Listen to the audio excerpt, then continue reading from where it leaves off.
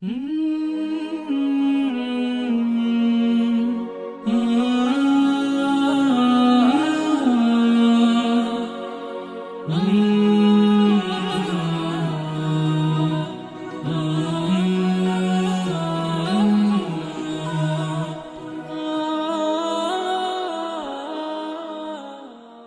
nderuar miq, vëllezër e motra, selam aleikum, mirë se shihemi sërish në emisionin e përjavshëm Rrëfime profetike. Folëm javën e kaluar për ngjarjen plot sakrifica të Haxherës dhe djalit të saj Ismailit alayhis salam. Plot sakrifica ishte udhëtimi, plot sakrifica gjithashtu ishte dhe rritja e tij. Ndërkohë historia vazhdon. Ismaili rritet, kthehet në një prej profetëve më të rëndësishëm, mirëpo gjithmonë babai i tij, nëna e tij e këshillojnë dhe orientojnë për një jetë sa më suksesshme. Cilat janë dobit e kësaj ngjarje, cilat janë mësimet që nxjerrim prej jetës së Ismailit alayhis salam, të gjitha këto do të mundohemi të mësojmë sot në shpjegimin e hoxhës nderuar Ahmed Kalaja. Selam aleikum, mirë se kemi. Aleikum selam wa rahmatullah, mirë se vjen. Si vazhdoi më pas sfida rrugtimi i jetës për Ismailin alayhis salam? Siç tregon pra Ibn Abbas radhiyallahu anhuma, thotë se i dërguari Allahut sallallahu alaihi wasallam tregon mbi jetën e Ismailit alayhis salam. Ismaili rritet në mesin e arabëve, le të themi të Yemenit. Për këtë arsye quhen arab të arabizuar, pra jo arab origjinal, sepse në origjinë ishin të ardhur nga Yemeni. Po, domethënë në origjinë ishin domethënë të tjerë. Mëson, rritet, edukohet, mëson bashkë me ta gjuhën arabe shumë mirë dhe mëson gjuhën e tij. Normalisht Mekka është shkretir, ishte shkretir, le të themi, siç e tha Zoti fi wadin biwadin ghayri dhi zara, pra në një lugin e cila nuk kanë të bimë, domethënë bëhet fjalë për një vend i cili është krejt shkretir, rritet, mëson gjuhën e tij, edhe domethënë krijoi atë jetën komunitare në komunitetin e atyre njerëzve të cilët bën atë rolin e një pike të madhe, le të themi në shkretir që priste dhe përcillte karvanet që shkonin nga Yemeni në Sham dhe karvanet që shkonin nga Shami në Yemen, si më thonë, kishte një oazë ku ata qëndronin, rehatoheshin, rehabilitoheshin për një kohë të shkurtër, edhe pastaj vazhdonin sërish udhëtimin. Ibrahimi alayhis salam, normalisht duke qenë se aty kishte djalin edhe kishte bashkëshorten e tij, vinte her mas here, pra pjesën më të madhe të kohës e kalonte me Sarën edhe me Isakun, ndërkohë që në një kohë tjetër vinte për të parë djalin e tij, domethënë Ismailin dhe nënën e tij. Ndërkohë që djali rritet dhe martohet me një vajzë prej fisit që qëndronte me ata aty.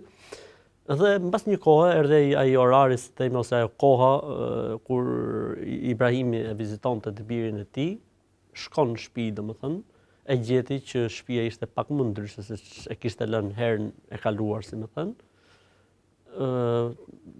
Përshëndet, e presin, ulet në shtëpi dhe pyet, normalisht që i hapet dera dhe e presin, sepse tradita e tyre ishte mikpritja, domethënë kjo është traditë domethënë e kahershme. Pyet, thot, si është puna, si shkoni, thot, keq e më keq. Dhe fillon gruaja pra e Ismailit të ankohet tek ky burri i huaj ose tek ky plaku i huaj, dhe të ankoj dhe të fliste, jeta është bërë vështirë, nuk kemi çfarë të ham, po jetojmë shumë keq, kështu nuk jetohet, pra të fliste shumë rënd dhe të shprehte shumë ankesa përballë një njeriu që nuk e dinte se kush është. Pra vizita ishte, si thua, e befasishme, nuk e dinte që ky ishte babai, ky ishte vjerri, si më thonë, si themi në gjuhën shqipe.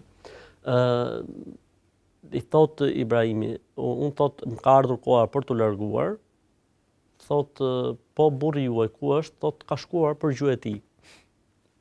Mirë, thot, nëse vjen, thuaj që na erdhi një udhëtar, një mysafir, edhe më tha që ndroni pragun e derës. Kthehet Ismaili në shtëpi ndarkë mbas gjuhën e tij, dhe sikur nuhati diçka në shtëpi që kishte ndryshuar, si më thonë, ajo aroma e prindit e babës, diçka. Tha, mos ka ndodhur gjë sot? Tha, asgjë. Erdhi një plak shumë i moshuar, qëndroi për disa orë edhe pastaj u largua. Mos lande një porosi ai plaku, i tha?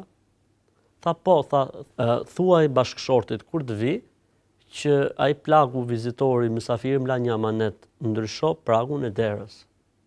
i tha Ismaili, ai vizitori ka qenë baba im. Pra kuptoj me njëherë mesazhin dhe mesazherin këtë rast. Ndërsa mesazhi i tij kur tha që ndrysho pragun e derës është që ty duhet të divorcoj. Kështu që unë nuk të mbaj dot më shumë se kaq, kështu që ti je divorcuar, shko tek familja jote. Martohet sërish Ismaili a.s. me një vajzë nga i njëjti fiz, domethënë.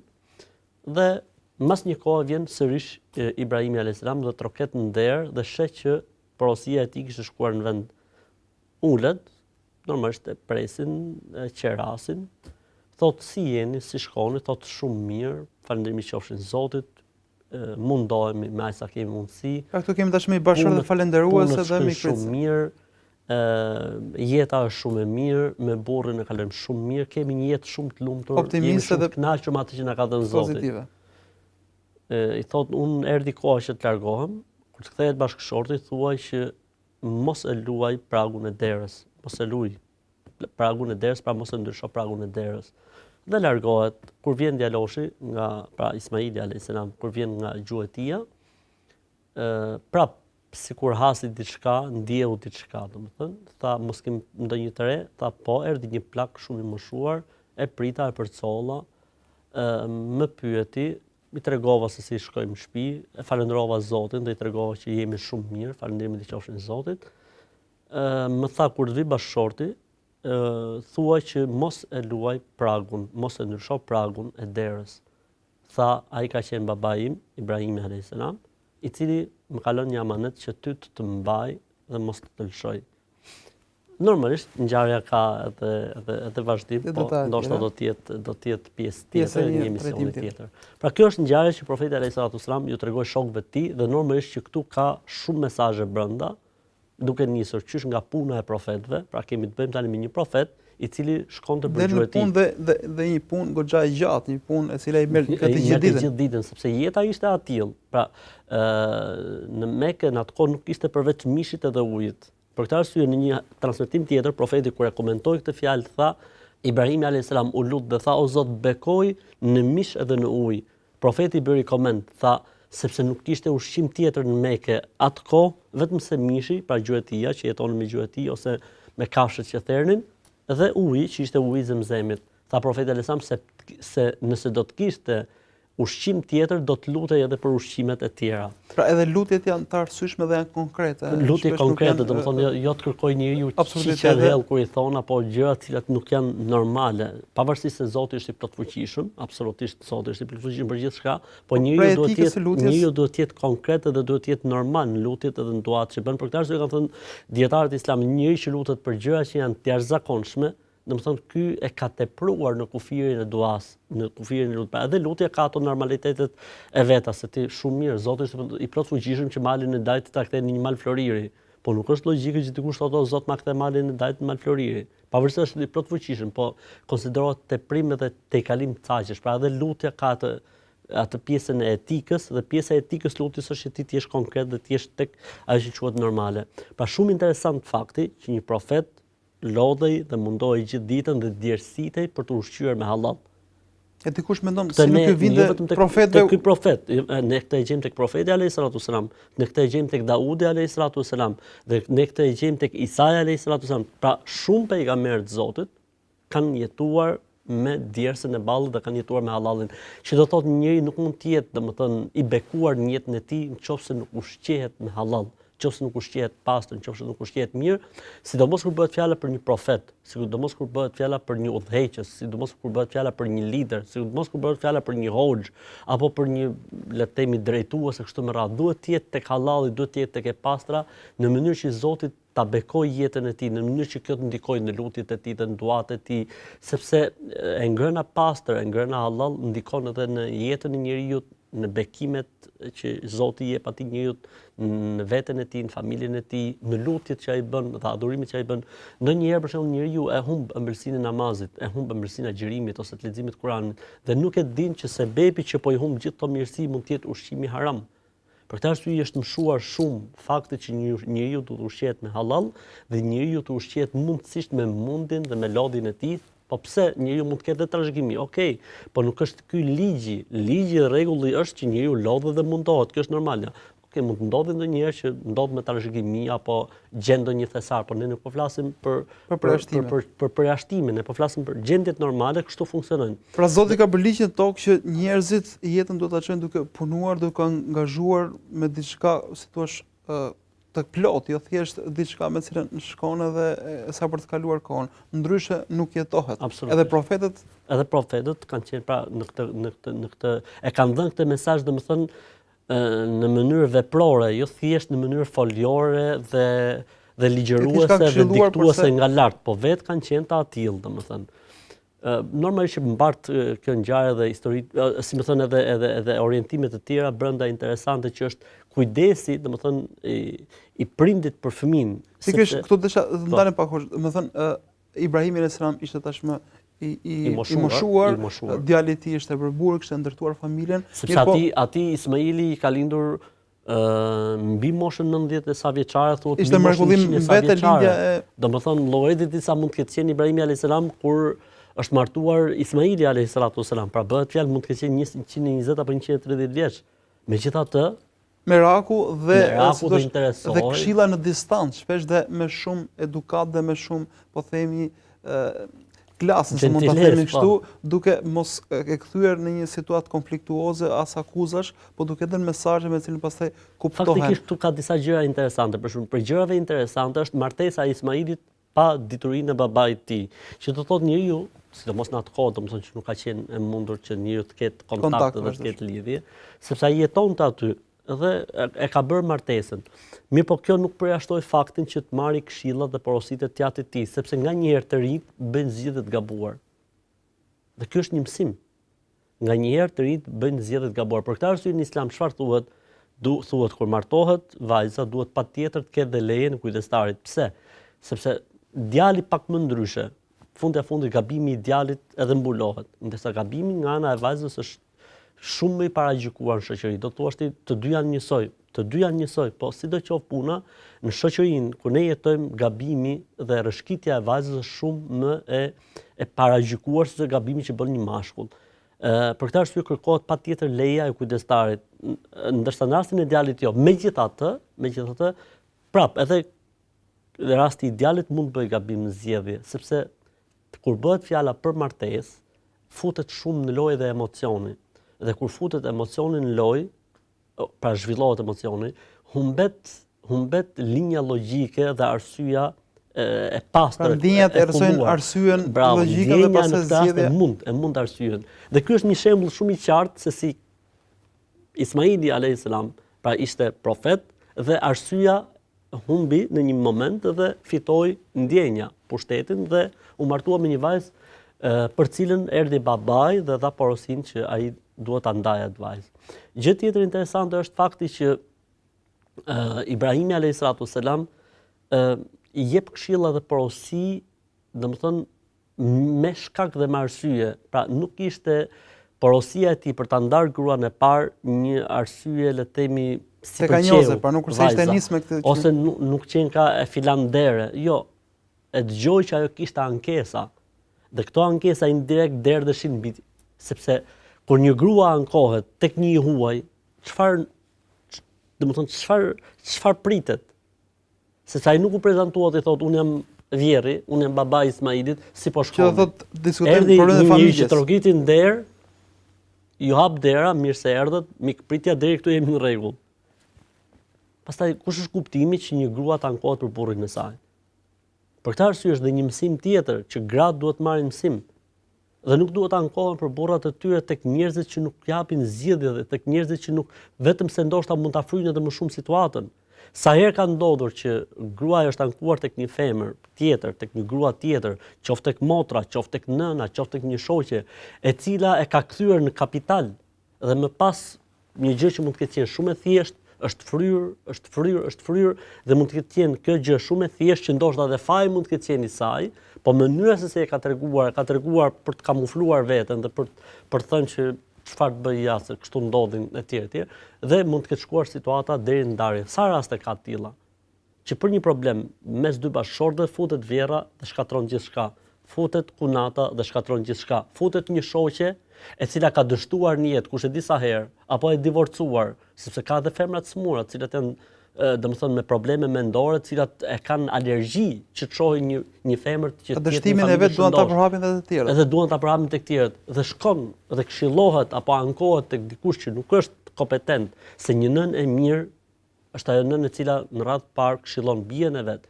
Një motër e mirë është ajo e cila në radhë të parë këshillon motrën e vet. Një shoqe e mirë është ajo e cila në radhë të parë këshillon shoqen e saj, sepse asnjëherë ti nuk mund të marrësh një përfiturim të saktë mbi situatën se çfarë ndodh në një jetë bashkëtorë pa i dëgjuar të dyja palët. Dhe në momentin që vjen njëra palë dhe shpret diçka tek ti, duhet ta marrësh me rezerva, qoftë mashkulli për bashkëshortën e tij, qoftë bashkëshortja për burrin e saj, sepse gjithmonë njeriu kur i tregon gjërat i tregon siç i përshtaten atij dhe i tregon në atë mënyrën që ai të jetë i pafajshëm. Ai ndoshta është shumë me faj. Mirë po e tregon në atë mënyrë që njerëzit t'i arsyetojnë edhe ai të ndihet i pafajshëm.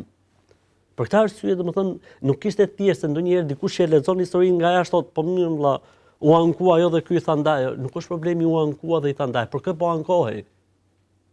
Një herë nuk falenderoi Zotin, nuk tha elhamdulillah. Sepse edhe kur i e ngushtë edhe kur i e keq duhet të themi elhamdulillah. E dyta, u ankua se s'kemi çfarë të ham, jeta është e vështirë, po pse ata njerëzit që jetonin ndërkohë që ishte në gjuhë e tij, nuk se ishte duke lëshë shokut. Jeta në Mekë ishte gjuhë e tij ujë zemzemi. Ose kur vinin karvanët që ndronin diçka, ujin e kompensonin ose mishin e gjuhë e tij se kompensonin me ushqime që ata sillnin. Pra nuk është se kishte diçka tjetër aty. Pra nuk ishte, domethënë, porosia e Ibrahimit alayhis salam. E treta, kjo grua që e përmend edhe pak më përpara, po janë kohet për se temi për shpirtin e vet, pra për burrin e saj, po e ankohet një njeriu të huaj, një njeriu i cili nuk di se si do ta marrë këtë fjalë dhe ku do ta çojë këtë fjalë.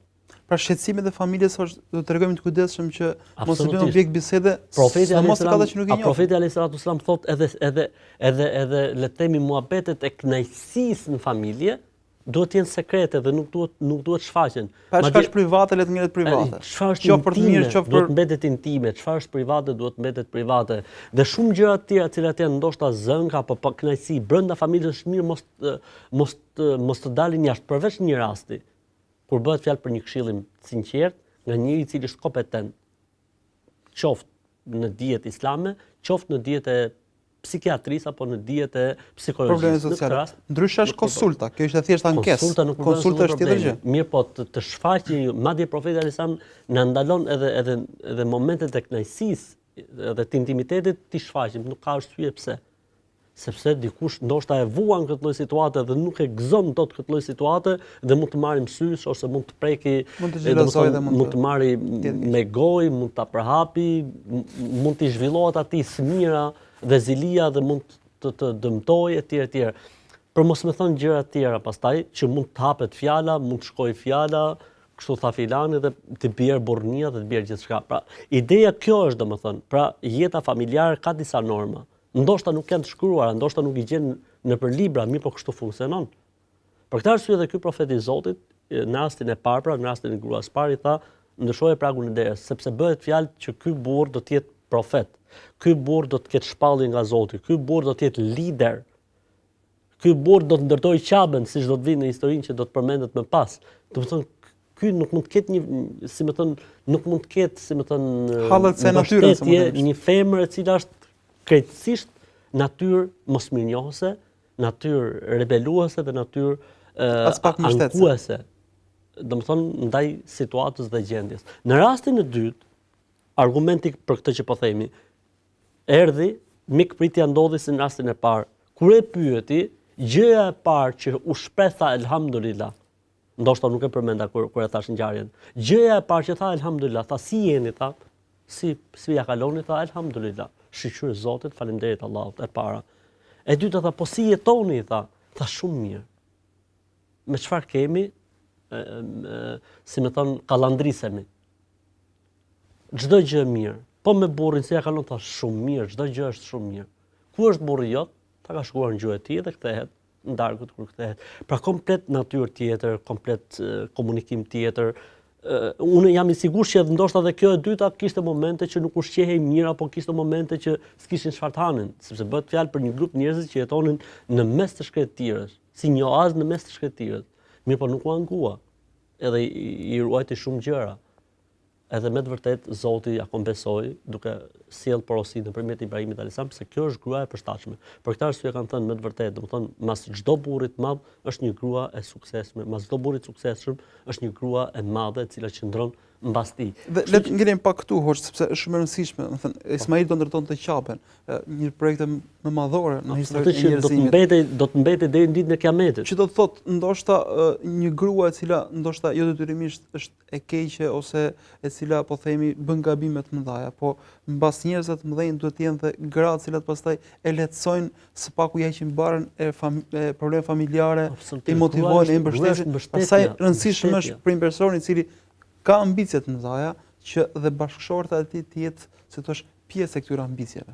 Absolutisht, domethënë ne do themi që misioni më i madh që ka parë historia e njerëzimit është misioni i profetit Muhammed alayhis salam. Pse themi misioni më i madh që ka parë historia e njerëzimit? Sepse nëse misionet e profetëve kanë qenë të kufizuara në vend edhe në kohë, misioni i tij ka qenë i pakufizuar, as në vend dhe as në kohë, domethënë deri në ditën e Kiametit. Mesazhi i tij është universal. Absolutisht. Po mbështetja më e madhe e tij në jetën e tij, kush ka qenë? Ka qenë një grua me emrin Khadija radhiyallahu anha. Pra njeriu më i madh, më i zgjedhur, më i dashur, më i miri tek Zoti është profeti Muhammed alayhis salam. Mbas tij për 10 vite, në momentet e shpalljes flasim, nuk po flasim për pjesën 15 vjeçare përpara shpalljes, po flasim nga shpalla deri në vitin e 10.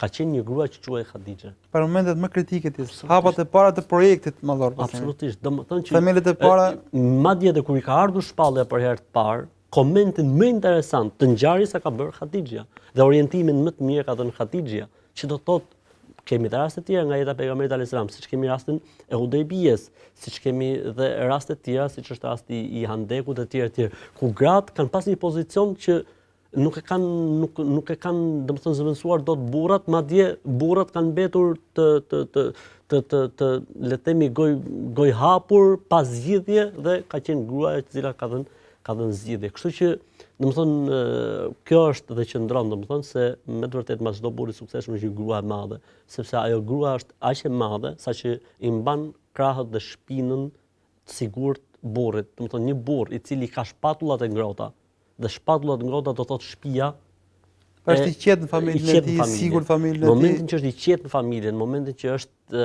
rehat tek pjesa e familjes, ai mund të japi shumë, mund të ketë shumë energji dhe mund të ketë shumë për të bërë jashtë. Dhe në momentin që ai është ftohtë nga shpatullat e tij, pra domethënë në shtëpi, ai ka çoroditje, ka zhurmë, ka rrëmuj, ai ka shumë vështirë të japi atë që duhet të japi, pavarësisht se ai mund të ketë kapacitet, pavarësisht se ai mund të jetë, domethënë me të vërtetë një lider, po në momentin që ka dështuar familjen e tij dhe ka dështuar dhe shpatullat i ka të zbuluara, atëherë ky njeri nuk mund të jetë lider dhe nuk mund të jetë udhëheqës i mirë. Për këtë arsye, po të shohësh njerëzit në përgjithësi, kjo është e pashkruar, po ky rregull funksionon.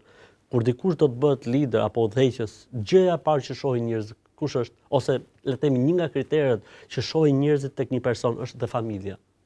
Sepse familja është tregues i mëshirës dhe i dhimbshurisë. Një njeri i cili s'ka familje, një njeri i cili ka dështuar në familje, një njeri i cili nuk, domethënë ka shkatruar familjen e tij, shpritet që ky njeri të jetë një lider apo udhëheqës apo të udhëheqë një popull të tërë. Po një shkputje e vogël dhe rikthehemi përsëri me tematikat e familjes së Ismailit alayhis salam, ndërmjet miq, shihemi pas pak pjesën e dytë.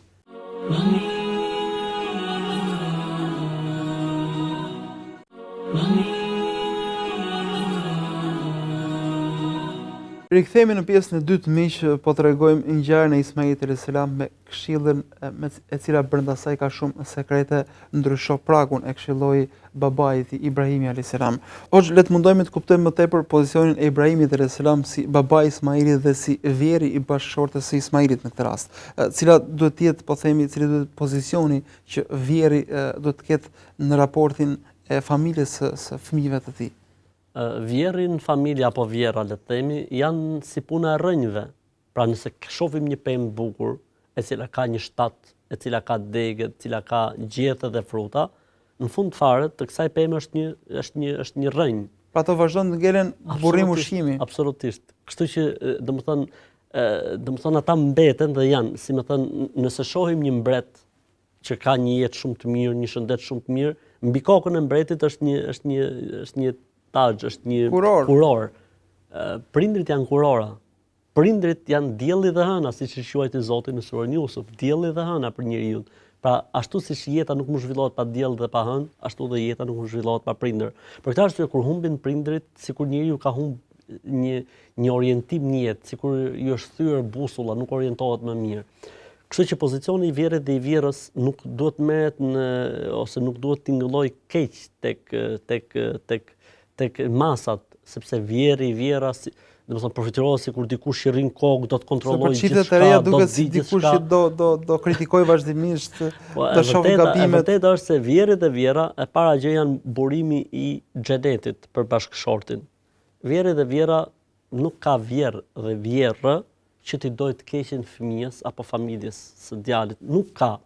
Mund të ketë raste ekstreme, raste xhelozie, mund të ketë raste, po janë raste të shumë të aneksuara dhe shumë le të them të rralla. Në përgjithësi nuk ka prind, pra nën dhe bab, në këtë rast vjerë dhe vjerë, që ti dojë të keqen familjes apo ti dojë të keqen fëmijëve, sepse ata e kuptojnë se kur fëmia e tyre është i lumtur, kur ata krijojnë një jetë lumtur, kur ata zhvillojnë një jetë lumtur, edhe ata fundit ndjehen mirë, se në fund fare fëmia e tyre po të ndihet mirë dhe ata janë mirë. Flasim për atë që është normale. Kështu që vjeri dhe vjera nuk duhet harrojmë se janë burimi i xhenetit për bashkëshortin. Kështu që kënaqësia e tyre është kënaqësi për bashkëshortin. Në momentin që ne i respektojmë ata, do të thotë se kemi respektuar dhe bashkëshortin. Dhe respekti për bashkëshortin është xheneti dhe xhehenemi i gruas. Shifse janë të lidhura gjërat. Pra, gruaja ka për xhenet dhe për xhehenem burrin. Burri ka për xhenet dhe për xhehenem babën dhe nënën. Kështu që gjërat shkojnë, domethënë, të lidhura me njëra tjetrën bukur dhe mirë. Po njëkohësisht, domethënë, ne do të kemi parasysh edhe pjesën tjetër, që vjeri dhe vjera duhet të kuptojnë se në momentin që fëmia i tyre është i lumtur me këtë nuse, është i lumtur me këtë familje dhe po kalojnë një jetë mirë, nuk ka pse të ndërhyjnë ata. Edhe nëse mendojnë se situata, sepse gjërat ndryshojnë dhe kohët ndryshojnë. Gjëra që në kohën e tyre kanë funksionuar shumë mirë, se kështu ishte tradita dhe zakoni dhe mënyra se si krijohej jeta etj, ndërkohë që gjërat do të ndryshojnë. Pra ne nuk mund të aplikojmë metodikat e vitit 1940 apo 50 tani që jemi në vitin 2000 apo 2010, gjërat kanë ndryshuar automatikisht, gjërat ecin dhe evolojnë dhe ndryshojnë. Kështu që edhe ata duhet të jenë kujdesshëm, edhe ata duhet të kuptojnë se lumturia dhe xheneti i djalit të tyre është pikërisht kjo bashkëshorte dhe kjo familje. Dhe në momentin që ata, domethënë, heqin diçka nga kjo familje apo prishin diçka nga këtë familje, ja kthejnë djalit të tyre jetën nga një xhenet, ja kthejnë në një ferr, ja kthejnë në xhenem.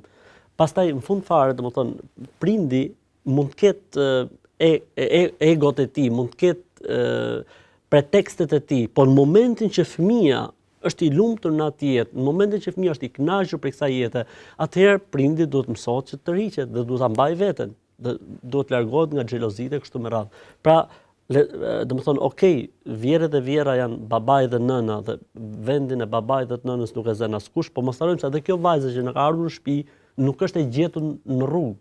Domethënë nuk është njeri pa njeri. Edhe ajo ka sakrifikuar një baba dhe një nën pa ka ardhur këtu.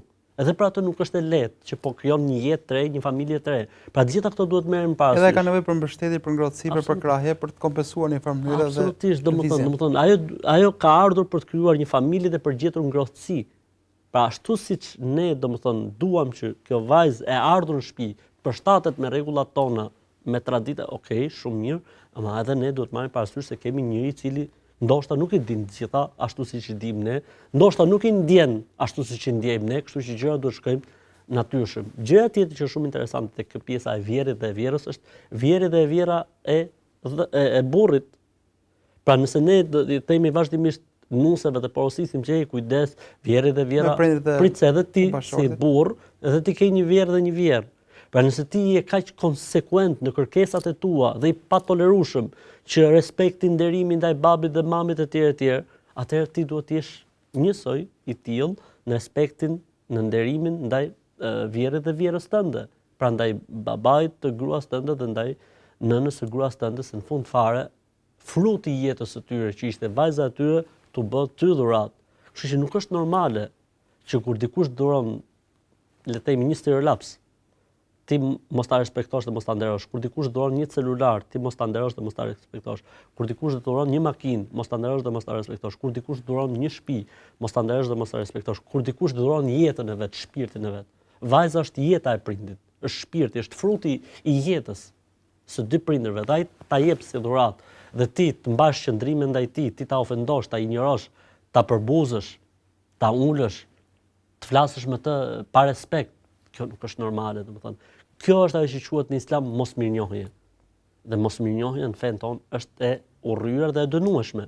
Për këtë arsye pejgamberi alayhis salatu sallam në një hadith tha, kush ju a bën një të mirë, kthejani me të mirë. A ka mirësi më të madhe se të ka bërë babai dhe nëna e kësaj vajze që ta dhanë këtë vajzë dhe ta dhuruan si amanet në dorë? Ka thënë pejgamberi alayhis salatu sallam, ai që nuk falendron njerëzit, as Zotin s'do ta falenderoj. Pra, në këtë rast këtë mirësi dhe këtë begati që ta adhuroj Zoti dhe nëna e fëmijëve të tu ka ardhur pikërisht nga këta dy prindër. Dhe ti duhet i falënderosh. Dhe falënderimi nuk është thjesht me gojë, por duhet ndjesh respekt në zemër dhe në shpirt për këta njerëz. E para, duhet ta shprehësh me gojë. E dyta, dhe mundësisht të bësh dhe t'ju shërbesh atyre që me të vërtet ta bën këtë të mirë. Pra, ne duhet të jemi tek ajo e mesmja, e bukur e artë, që ashtu siç kërkojmë të përgjigjemi, ashtu siç duam të na e bëjnë, t'ua bëjmë ne të tjerëve. Për këtë arsye dhe pejgamberi alayhis salatu sallam në një rast tjetër kur foli për atë besimtarin, më të mirë është ai që sillet me të tjerët siç don që të sillen të tjerët me të. Hoç, edhe së fundmi, a mund ta marr dikush këtë si argument për të ndarë bashkëshorten e tij? Pra, e shef rastin e Ibrahimit që këshillon të birin dhe thotë më thën baba duhet me të nda dhe e përdor si ose nëna ose një afër. Dhe a është ky një argument me cilën dikush kështu bukfalisht mund ta përdorë? Ka dhe një rast tjetër nga Omeri radiallahu anhu, i cili ka thënë djalit të tij, Abdullah, ndaje gruan dhe e ka ndarë ai. Domethënë ka shkuar ke profeti ka thënë bëj ç'thot baba. Ja ku na u bën dy argumente të forta. Ne jemi në fund të emisionit, por ndoshta na u hap. Kush e ka babain si Ibrahimi le të bëj? Dhe kush e ka babain si Omeri le ta bëj këtë punë? Nëse babai ndonjërit sot është si Ibrahimi, pra profet që i vjen shpallje dhe ka jetuar 120 vjet dhe ka jetë, jo një jetë si e jona, po 3-4 jetë se tonat të jetuara mbi supe, pra profet, dhe 3-4 jetë të jetuara mbi supe, dhe i thot birit ta lshoj gruan e ta lshoj. Kush e ka babain si Ibrahimi, ose kush e ka babain si Omeri, që 7 herë ka thënë një fjalë dhe Kurani ka vërtetuar fjalën e Omerit. Pra nuk bëhet fjalë për teka, nuk bëhet fjalë. Domethënë se fjalë të pamenduara ose mërzitje sipër. Kanë pyetur në privat, më thënë babai kërkon, kam thënë mos ju bind babait, sepse kam dëgjuar që arsyeja e babait është kot fare, s'ka asnjë lloj arsye. Ose më ka thënë nona sa bëj hallall gjirin, nëse ti nuk e ndan gruan. Po cila është arsyeja? Thotë xhelozi, kot, asnjë lloj arsye, jam shumë i kënaqur, jetën kemi shumë të mirë. Mos ju bind. Pra nuk mund tani, kjo është ai problemi i kputjes së argumentave. Kanë të përjashtimet që thatë ju.